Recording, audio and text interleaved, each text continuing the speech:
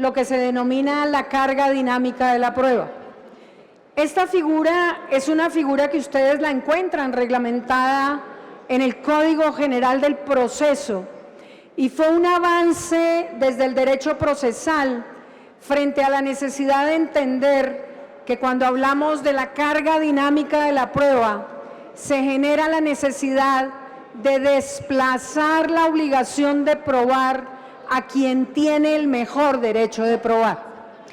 Y por esa razón, en muchas de estas ocasiones, es importante decir que el artículo 16 del proyecto recoge en su integridad el artículo 167 del Código General del Proceso, entendiendo también que frente a la teoría jurídica no solamente se incorpora dentro del derecho colombiano la carga dinámica de la prueba, que se traduce en el derecho a que el juez pueda desplazar de acuerdo al análisis en concreto quién debe aportar la prueba por su cercanía, por su relación, por su facilidad, entendiendo que la justicia también debe tener un equilibrio frente a la prueba y frente a la práctica de la prueba. Si ustedes miran el artículo 167 del Código General del Proceso, están trabajando sobre el elemento fundamental que tiene que ver con la carga de la prueba, en donde la regla que es general es que incumbe a las partes probar el hecho. Sin embargo, según las particularidades del caso, el juez podrá de oficio o a petición de parte distribuir la carga al decretar las pruebas.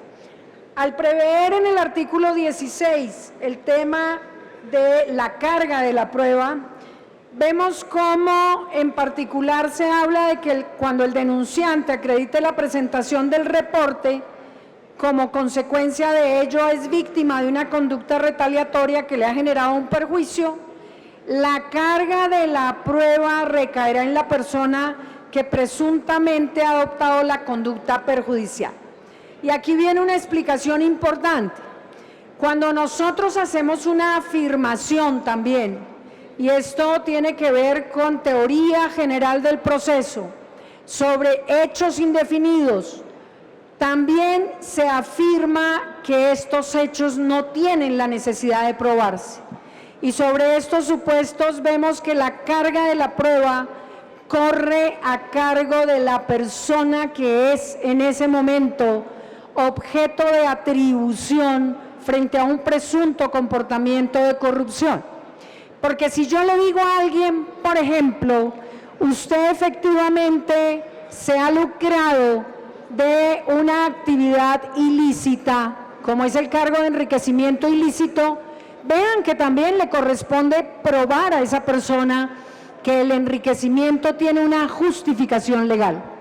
Y esto significa que el artículo 16 lo único que hace es confirmar que en el tema de corrupción o presunta corrupción puede trabajarse sobre la teoría de la carga dinámica de la prueba, que entre otras se rige por lo también contemplado en el Código General del Proceso.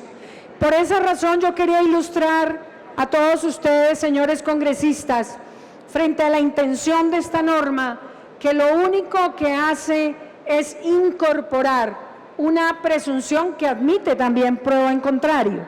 Y desde ese punto de vista, entender que para que se vote el artículo 16, se debe entender que la construcción sobre este aspecto significa también que genera una carga de la prueba sobre la base de esta concepción, que entre otras ya se usa en materia penal, en materia procesal civil. Por esa razón quería yo hacerles esta aclaración, que también hace parte el aspecto internacional cuando hablamos del delito de corrupción y cuando se genera el cumplimiento de la Convención contra la Corrupción en Colombia. Yo quiero decirles a ustedes dos cosas fundamentales. Primero, que hay una proposición acogida, pero que quiero explicarles cuál es el tema, porque veo que hay una especie de confusión entre la investigación penal y la ley de protección al denunciante. Y les voy a decir por qué. El principio de consecutividad significa que la ley y el proyecto de ley que estamos analizando se refiere en concreto a medidas de protección del denunciante en lo que se llama reforzamiento laboral. ¿Qué pasa normalmente cuando una persona denuncia la corrupción dentro de la institución? ¿Que lo echan? ¿Que lo persiguen? ¿O que sencillamente lo destituyen? Y esto significa decir que cuando nosotros hablamos de este fenómeno, lo que hay claramente a partir del artículo 14, 15 y 16 de esta normatividad, implica que solamente esta norma prevista en el 16 aplica a ese principio de consecutividad, es decir, reforzamiento laboral. ¿Y por qué es importante? Es importante porque si ustedes miran la realidad, miren cómo incluso funcionarios de la Fiscalía, funcionarios de la Policía, funcionarios del Ejército, funcionarios de todas las ramas, después de que denuncian la corrupción, son destituidos del cargo. Pero independientemente de eso, el tema de presunción de inocencia aquí no se toca para nada, porque no es un tema de investigación sobre el denunciado, es un tema de reforzamiento laboral sobre el denunciante o reportante. Pero en segundo lugar, es importante decir que ante la multiplicidad de criterios que hay, se ha acogido la proposición de la doctora Piedad Correal, que es la inclusión clara y sencilla, que no solamente leyó ella, sino que va en la dinámica clara de que la carga de la prueba no se invertirá a favor del denunciante, salvo que el denunciante acredite con la presentación del reporte, denuncia o revelación pública el suministro de evidencia o datos concretos. Y un punto final muy importante para el representante de la bancada liberal. Creo que es importante decirles que sobre esa base es importante decirles una cosa que yo creo que resulta fundamental, y es: nosotros no podemos entender la ley de anticorrupción sin entender que también hay una convención contra la corrupción que aplica y nos hace obligatoria una serie de normas, protección a los denunciantes. Y dos, aquí no se está creando nada diferente a lo que trae el bloque de derecho internacional frente a la necesidad de proteger a las personas, sobre todo en un país donde la corrupción polula, donde la corrupción está en cada entidad, donde la corrupción significa que vivimos a diario tratando de investigar y de saber qué es lo que está pasando en Colombia. Y eso también significa decirles que cuando nosotros hablamos de esto decimos que la corrupción mata. Y la corrupción mata porque sin lugar a dudas, cuando se corrompe cada una de las estructuras, se deja de atender las necesidades básicas de un país. Por esa razón yo les agradezco a todos ustedes la intervención. Creo que es importante entender que construimos en colectivo.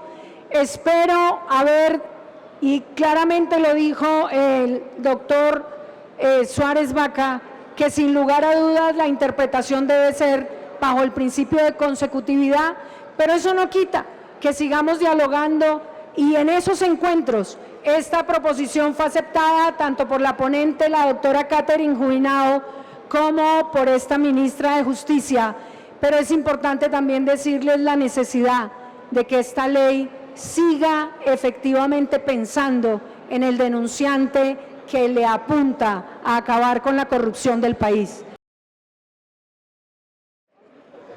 Señores representantes, no bastaría darles las gracias por este ejercicio de complementación, de diálogo y sobre todo de discusión. Creo que el tema es fundamental, no solo a nivel nacional, sino internacional, y por eso, como ministra de Justicia, creo que se ha hecho un ejercicio democrático en donde también hemos tenido en cuenta muchos de los planteamientos, y las reformas también son en beneficio del proyecto. Así que yo quiero agradecer a todos ustedes. Este diálogo construye y es el ejercicio permanente que en el Congreso he visto. Así que muchas gracias.